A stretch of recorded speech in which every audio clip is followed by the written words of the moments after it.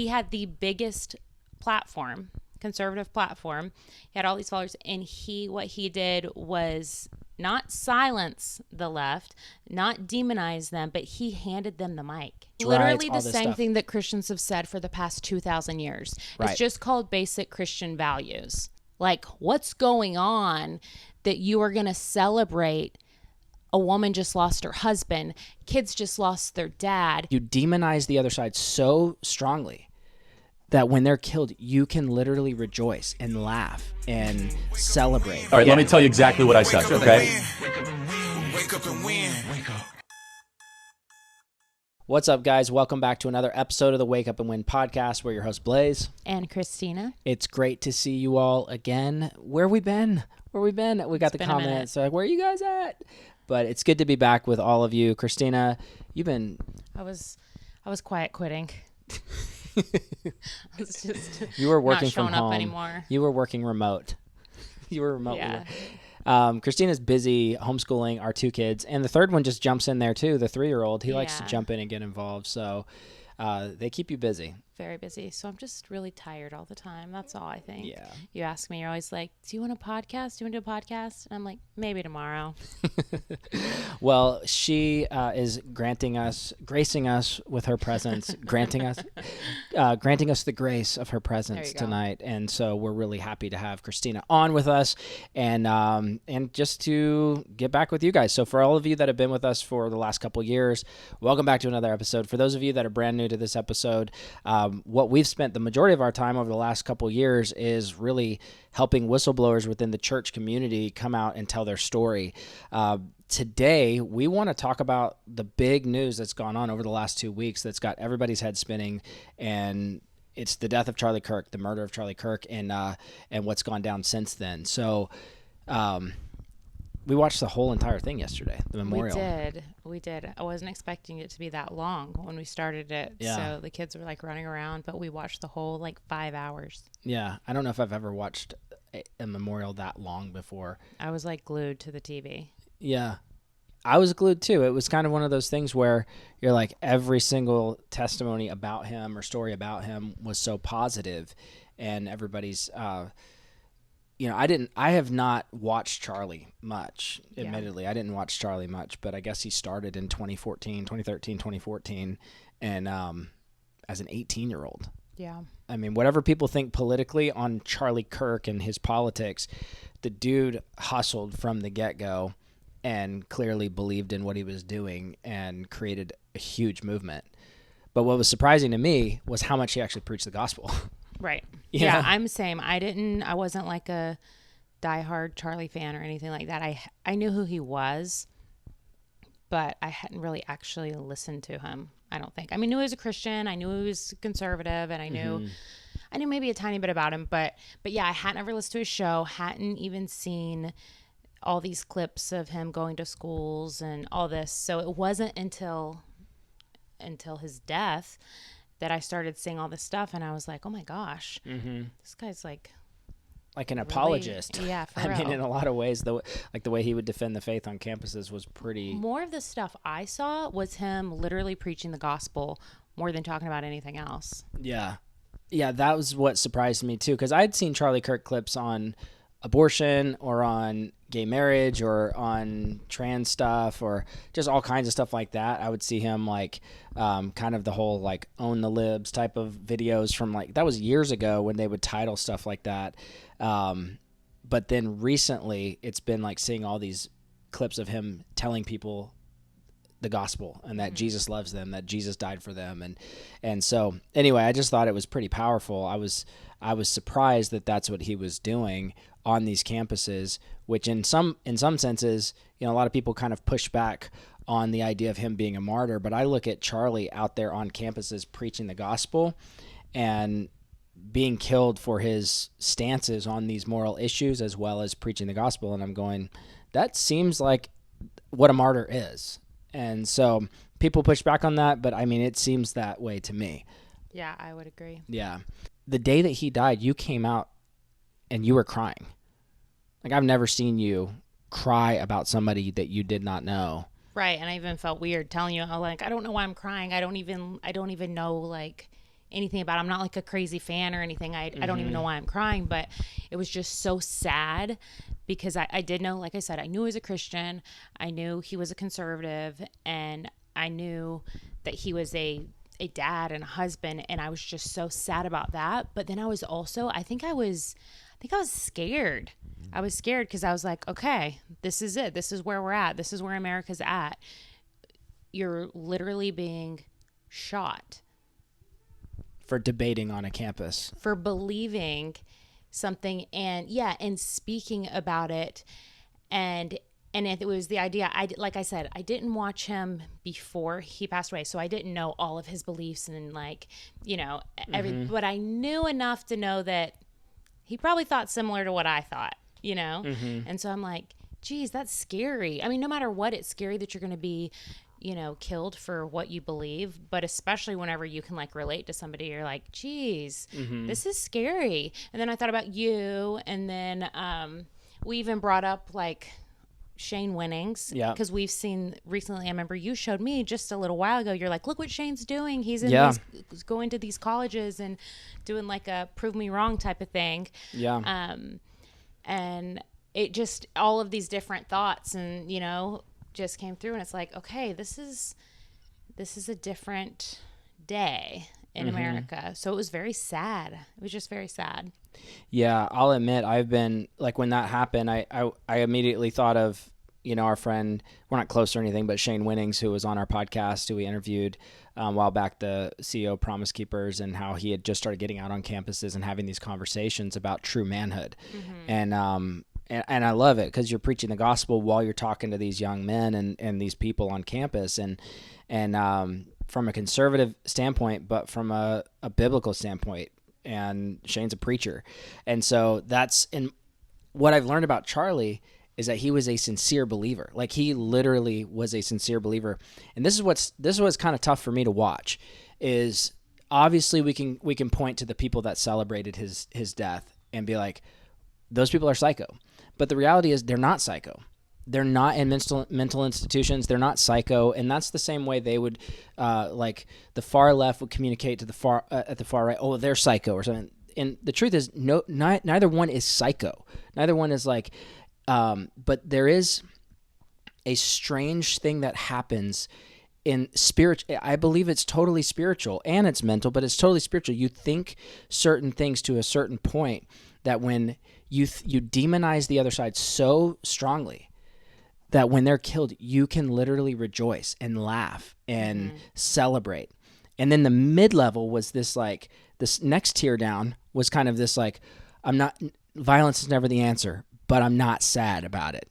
I'm like, and this guy's literally texting people Bible verses every morning. This is what we're learning about him. He's texting all his friends Bible verses, praying for people that he passes in the White House, when he gets to go in, stopping and praying for people, preaching the gospel on campus, I saw a conversation he had with a trans person on a campus, and just the way he treated that person so honestly and openly and caringly. I was just going, and I know people will point to other clips and be like, well, this is what he said about this or about race or about DEI. And I thought he had some very good points in context when you actually watch entire conversations about some of these gotcha moments. Right. I can see why people would have a certain view of him if you see a clip, because like I said, I hadn't watched them. So I did see some of those clips and I was like, that was kind of intense. I wouldn't say that.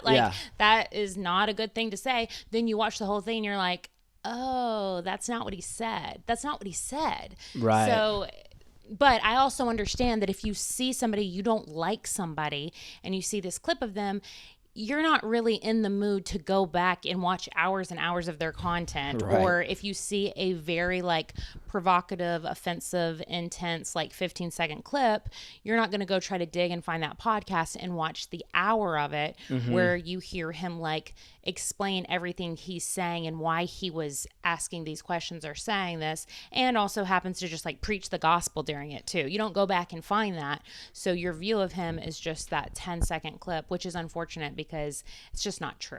Right. A lot of the view is oh, he's a misogynist. He hates, gays or he's racist or like, and I watched some of these conversations on DEI, which is diversity, equity, and inclusion. And I know that's a huge conversation, but watching the conversations that he was having about DEI was very like mind stimulating, meaning it made me think about it deeper. And it wasn't like, there was a lot of things that he was talking about that weren't, people go, oh, he's just racist right there. But he was actually just talking about the idea of DEI and how it makes you question if people are in the role because of DEI or if they're in the role because of, because of a skill set. And that's that was his point in talking about a lot of that stuff, was like DEI makes you question everything that you normally would that not, you would not question. Yeah, you would just be like, not question this because you would know. So yeah. All right, let me tell you exactly what I said, Sure thing, okay? thank you. So this was in response, first and foremost, to United Airlines saying that half of all their new pilots that they're going to hire are going to be women or people of color. Currently, they're 15%. Yeah, sorry. DEI and affirmative action, what it does is it lowers the merit, it lowers the threshold of standards, and increases things that do not matter, such as skin color and ethnic background. So that is what I guess it's tough for everybody out there. It's tough for everybody out there, but it seems really interesting now because of the whole DEI conversation. So I think that's what Charlie was hitting on in a lot of ways. But I also understand. So I watched some conversations about that with him and like one with an old black man where they were talking back and forth about it. And it seemed to actually, the guy was like, oh, that's what you were saying. You know what I mean? It's kind of like so I think a lot of that stuff, if you have hours and hours and hours and hours and hours of you talking online and conversations, I think it can get interesting and people can pull things out of context. But I'm sure he wasn't perfect though. Of course. Oh, of course. Yeah. Everything that he said or whatever. But yeah. But bringing it back to the gospel, I think that's what struck me so deeply. And this is what I want to say. And then let's talk about the memorial too, because yesterday I went, if at my death, like people are hearing the gospel more all over the world at my death because of the way I live my life, that is huge. You know what I mean? Like all these people are hearing the gospel. And then I'm seeing all these posts on X of people that are like, I picked up my Bible today for the first time in, years. Or one guy said, how do I get saved? I don't have any Christian, or you're my only Christian friend. It was like a text screenshot. You're my only Christian friend. How do I get saved? How do I do this? Because they're seeing this stuff from the last like 2 weeks about Charlie's life. And so like that was just so inspiring to me, know? It's pretty incredible. I want to go back to what you were saying about the people celebrating his death, because I think whenever it first happened also I was like, okay, so this is this one crazy person, not your everyday person is going to go get a gun and kill somebody that they don't like. I would hope. So it's scary, it's wrong, it's terrible, it's all the things, but you just have to believe that this person is not well, something is wrong, and most people are not like that. I have to believe most people are not like that. And that is what I believe, and like helps me sleep at night. But then I get online and I see normal people, like people I went to high school with or people I follow on X, literally celebrating his death. And I'm like, okay, so this isn't a crazy fringe small group of people who will celebrate the death of an innocent man just because they disagree with him. And that is scary to me. That was more scary than the assassination. Was like, oh, we're surrounded by people like this. Because I saw even in just to bring it like local for me, I saw like a couple people at Clemson, like teachers at Clemson, which is like an hour from us, professors at Clemson University. And then there were who lost their jobs because of posts they made on social media celebrating his death. Then there were also medical workers in Greenville County, where we live, who were celebrating his death. And it's like, okay, so your life is in my hands. I'm in the hospital. If you know what I think, if you know that I don't think that kids should be allowed to forever alter their body through like gender surgeries, you want me to die? You want me to die? You're the medical worker, or you think maybe you won't kill me, but you think it would be better off. America would be better off if I wasn't here, because I think that about a child's gender. You know what I mean? Yeah. So there's medical workers, there's teachers, there's just people everywhere who were like celebrating this, and that was very shocking to me. Yeah. And I get the idea of people are like, oh, we don't all have to be sorry. We don't all have to be sad. If we didn't like somebody and agree with them, we don't all have to mourn. And that's fine. That's fine. Everybody, yeah. But do you have to go around and say anything then? Do you have to say anything, you know? Like, where's your humanity? Yeah, I think people, it's a good point on when you kind of see people celebrating, that's one thing. That's like a certain category. Then you have people that, hey, I'm not sad because, quote from Charlie Kirk, quote from Charlie Kirk, quote from Charlie Kirk, quote from Charlie Kirk. And so it's this whole idea that words are violence. Mm-hmm. It's definitely a thing that people believe right now. Words are violence. Words are not violence. Getting picked on is bad, but it's not violence. Like, so on a bigger scale, when you're like an adult and people talk openly and freely and about their views on things, I think people look at a guy like Charlie Kirk and they go, well, I'm different and Charlie doesn't believe I exist. Like in the LGBTQIA whole thing, he's like, we just want to exist. But Charlie's like, well, actually, transgender surgeries that are influencing young people to get them and affecting young people, it's like, let's debate this. And so instead people go, well, those words are violence. Yeah. I mean, obviously it's like, okay, what's more violent? Like using the wrong pronoun when you address somebody, or actually the right pronoun whenever you address somebody, or having a bullet through your neck, you know? Mm-hmm. So yeah, I mean, I think words are important. I think words are like definitely have a lot of power and are hurtful. But you can't pretend like you have the moral high ground here and that you're for the like party that's like superior whenever you're dancing on somebody's grave. It just doesn't work that way. It's not both. And that doesn't mean you can't have your feelings, because I see people doing that. Like, and I'm all about having your feelings, you know, express your feelings, say what you feel. But if you are celebrating somebody's death, question why you have those feelings. Like, what's going on that you are going to celebrate? A woman just lost her husband, kids just lost their dad, and it is an innocent man. It is an innocent man. So I just can't, I can't relate. I can't relate. Yeah. And what a portion of society would do that just can't stand Charlie Kirk is go, well, no, his words were going to lead to worse violence. His words led people to hate. That's what people call Charlie's speech hate speech. Mm-hmm. And because he questioned gender identity, sexual orientation, traditional marriage, like these are the debates that he would have: abortion, women's rights, all this stuff. Literally the same thing that Christians have said for the past 2,000 years. Right. It's just called basic Christian values. Yeah. And it's been the same for the past 2,000 years. So get your mama on the soapbox, I'm just saying, I just can't right now, but. Mm-hmm. And I agree. And that's actually leads into another portion of the conversation, I think, because what I've been trying to do is look at, you know, on our channel, we deal with church corruption, religious corruption. That's what we deal with. Immorality in the pulpit. And, you know, we're not looking for perfection in the church because it doesn't exist. It's kind of like, you know, your grandpa, before he passed away, he said, if you go to a perfect church, then it'll no longer be perfect. He said, don't join it. He said, if you find the perfect church, don't join it, because you'll ruin it. You'll ruin it when you show up.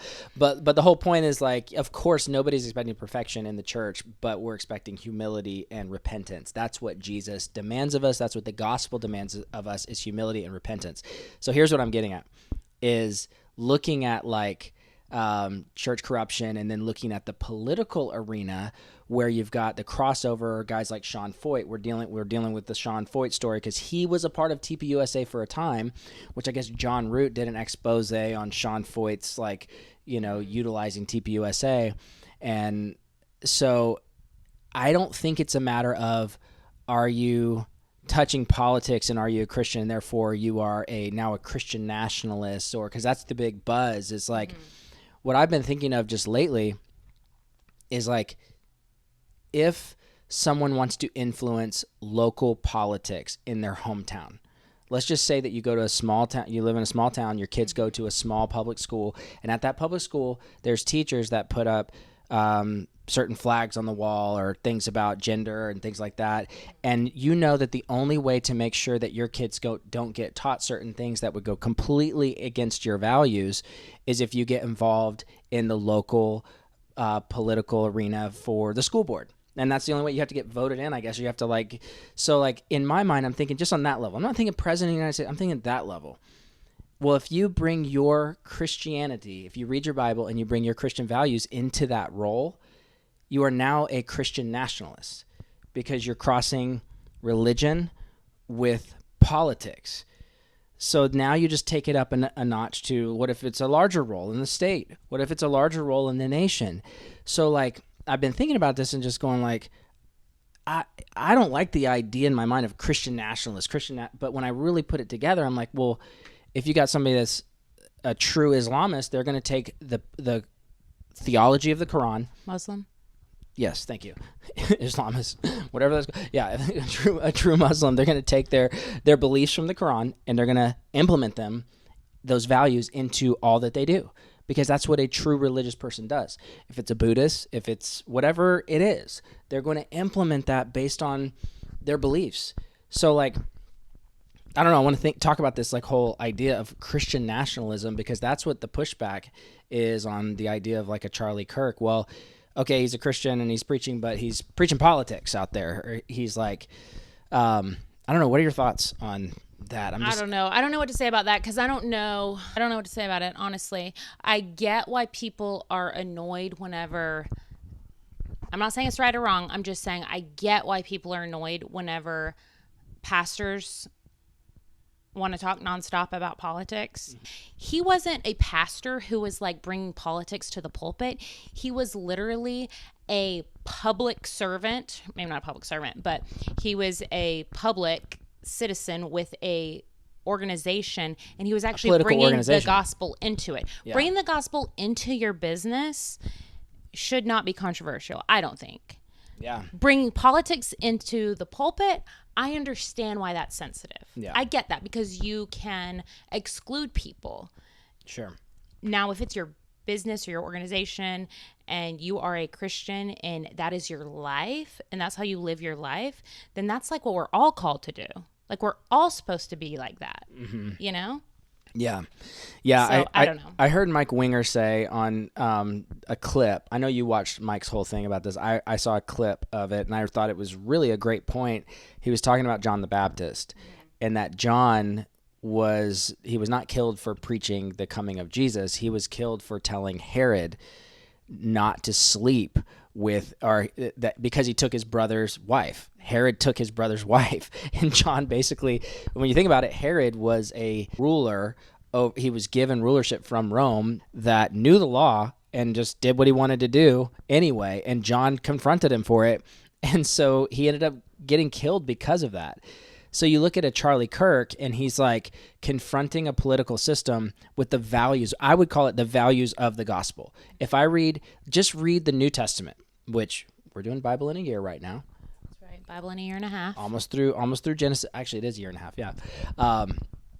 But if you just read the Gospels, or the epistles of Paul, you've got, this is the works of the flesh. This is the fruits of the Spirit. And Charlie Kirk on these campuses was just teaching young people hey, don't live together outside of marriage. Go get married. Go get a job. Telling these young men, don't sleep with your girlfriend. Get married to her. Don't get an abortion. Don't, talking about transgender issues and all this stuff, trying to help people find their identity. A lot of these things are just seems so clear in the scriptures. And the ones that I've seen, again, admittedly, I haven't watched every single thing of his, but the ones that I saw, he was so kind and so easy to talk to and so welcoming to all of these people who had different beliefs than him. Even when you said at the beginning, like, how to, like, own the libs or something, I didn't get that vibe from him at all. I didn't get an own the libs vibe. I got a, like, this is the truth and I want you to know it. Right. And yeah, I just thought he did it. That was the thing that, like, struck me too, is I'm like, he was not, there are mean conservatives. There are vicious conservatives. There are people who are just vicious. Yeah. And he's not one of them. Yeah. He's not. He is so nice, so kind. And one thing they said actually at the memorial that stood out to me was he had the biggest platform, conservative platform. He had all these followers, and what he did was not silence the left, not demonize them, but he handed them the mic. He gave them his mic and he let them speak. He let them, say their piece, and he debated with them. And I just thought that was really cool. It's a great point. Yeah. It's honestly, we've never seen it on either side. I don't feel like we've ever seen that on either side, especially with that large of a platform. You got the largest young people right-wing platform, and you're like, okay, the mic is open. You can come up and debate me on anything. Just tell me your point of view. And I mean, they could have, like, I'm sure there were many times, there was probably times where he was stumped, I'm sure that happened because he did that for hours and hours and hours for years and years and years. But it's very impressive, actually. And I think that's actually the thing that sticks out the most and is the key here, is that he was shot partly for dialogue. And I think that's just dangerous. So in all that we said about people that are, like, celebrating him or celebrating the death of Charlie Kirk, or people that are like, well, I don't celebrate it, but I don't like the things that he said. People can still say those things. People can still say that. And I want to clarify one thing I said, because of, again, of our audience and what we do. Like, we talk a lot about clergy sexual misconduct and people who have been through horrific things. So whenever I said that about, like, not celebrating somebody's death, I meant it. But also I have to say this, like, if you were SA'd and you have anger and those feelings towards that person, because I know that a lot of our listeners have been taken advantage of in that way, a lot of times by pastors or people in a power position, then I don't want them to feel like they can't feel their feelings about that and For work sure. through those things, because that would be a natural feeling. That would be a natural feeling, and I would feel it. So I get that, and this is obviously a completely different scenario, but I just want to acknowledge that because I know who our audience is and who's watching, and so I want to be, like, sensitive to that, because that's different than somebody who you've literally never met but you just disagree with and wanting them dead because you disagree with them. Right. That's just wrong. Yeah. And we don't want anyone dead, obviously, but do you hear what I'm saying? Yeah, totally. No, totally. I mean, there's levels of injustice physically that take place with people that, yeah, and I totally get that. And it's only by the grace of God that people are able to eventually get to a place to, like, not have to feel it as intensely years later. But it makes total sense what people feel regarding those things. I mean, Jesus said it'd be better for a millstone to be wrapped around somebody's neck in that situation, So 100%. Yeah, so on that note, actually, it's making me think of, like, Erica Kirk's speech and her getting up there and just her talking about her husband, talking about Charlie, and then literally, like, forgiving her husband's killer in front of the whole world under intense tears. Father, forgive them, for they not know what they do. That man, that young man, I forgive him.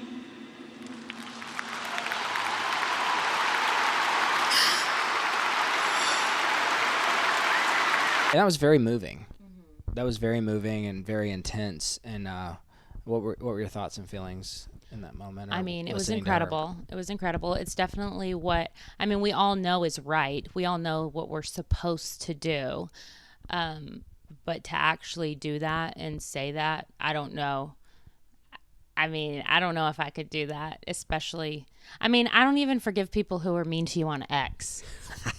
People are mean to me on X? Do not talk to my husband like that. People are mean to me on X? If somebody's mean to me on X, I do not forgive them. So, no, I don't. I got nailed this week on X. Yeah. Well, I'm just saying, yeah, it was very powerful. And it was what we all, Yeah. You don't want to harbor unforgiveness. Yeah. But some of us, it takes longer. And, that process for everybody is different, and that's actually okay. It was just a powerful moment to see that. Mm-hmm. And, and then you and I just watched this video earlier of that guy that said, I watched Erica Kirk forgive her husband's killer, so I guess it's time that I forgive my brother's killer. Mm-hmm. And, I mean, it was just like that is one of the things that keeps hitting me through all of this is I understand, and I just want to say to this is where I'm at personally. I want to say to our left-wing or Democrat listeners, I do not think that somebody that says they're a Democrat is evil. Mm-hmm. That's just not my take. Yeah. I've had different political leanings over the years, but one thing is sure that in this situation, it seems like whatever's happening with Charlie's life and his death, it's affecting people spiritually, where they're going, I want to go back to church. Or I saw somebody say, somebody commented today somewhere and said, this is a shallow spirituality and emotional spirituality. And I was like, people are saying they're picking up their Bibles for the first time in years. That's not shallow and emotional. They're saying they're going back to church. So instead of trying to poke holes in this, be like, oh, this is shallow revivalism or something. I don't think so. I think this is, no matter where it comes from, if the gospel is being presented properly, like Paul the Apostle, he said in the Gospels, or in the epistles, he said, whether it's for dishonest gain or for the wrong motive, I rejoice that the gospel's still being preached.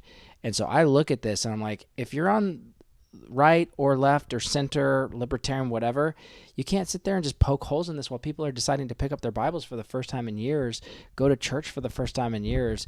It's changing people's lives, That's my thought. Totally, yeah. So. No, I mean, and I think it's real, obviously. I feel like even me on a much smaller scale, I mean, I'm already a Christian, already read my Bible, already go to church, but I felt, moved by not even watching the memorial so much as just watching his life, watching those videos before the memorial, seeing the way he, again, just always, I want to say weaved the gospel into everything he did, but it wasn't even that he was weaving it in, because that almost feels like it's forced, you're trying to find a way, oh, I gotta tell this person the gospel, or I gotta figure out how to talk about Jesus today in my everyday life. It didn't even feel like he was trying.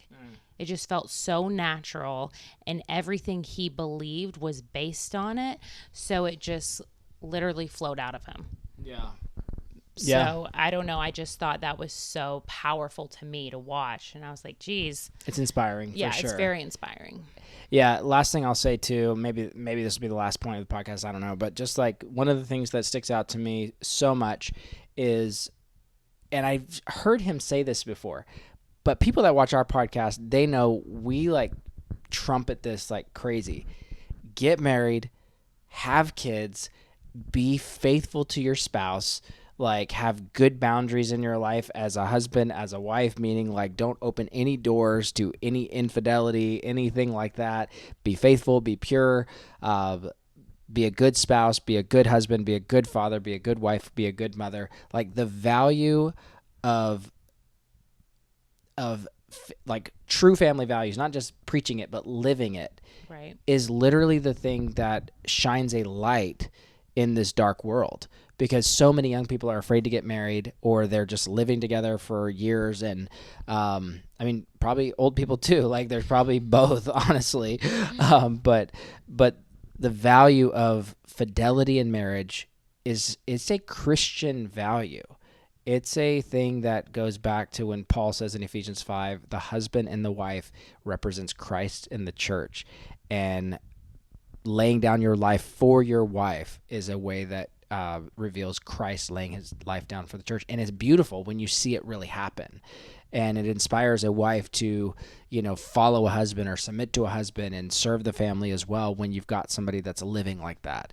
And so I just love that was their message. Yeah, that was very cool. Because again, I didn't know that about him. I didn't know that they promoted that so strongly, so much. But that was what was on the big banner that they had up in the get married, have children, have lots of kids, or something like that. Yeah.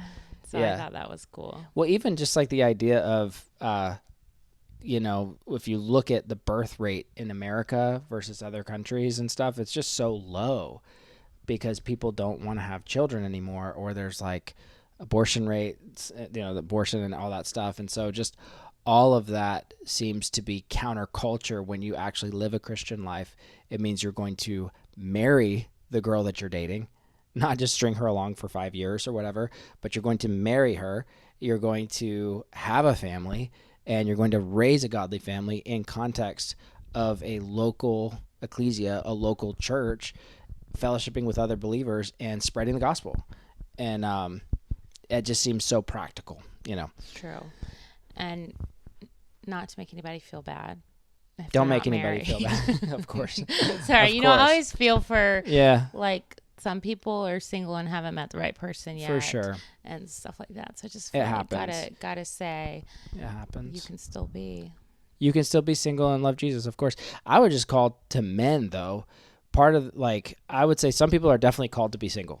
Mm-hmm. It definitely is real. Paul the Apostle talks about that.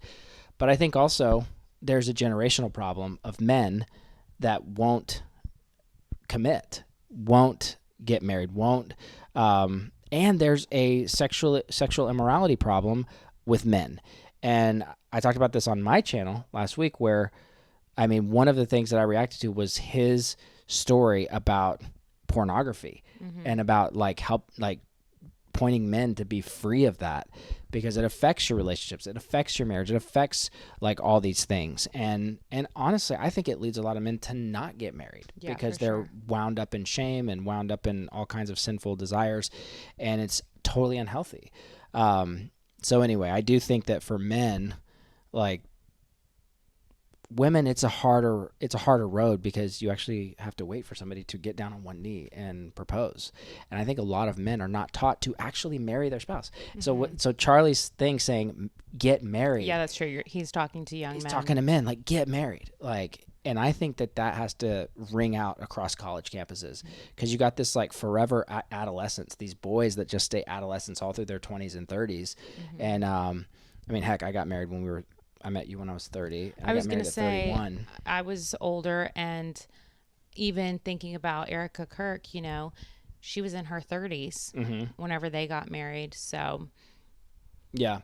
And it's less about a demand on a certain age, but it's more about finding the person as a man. I would say it's about finding the person that has the values and the life that you believe in, and then not wasting your time.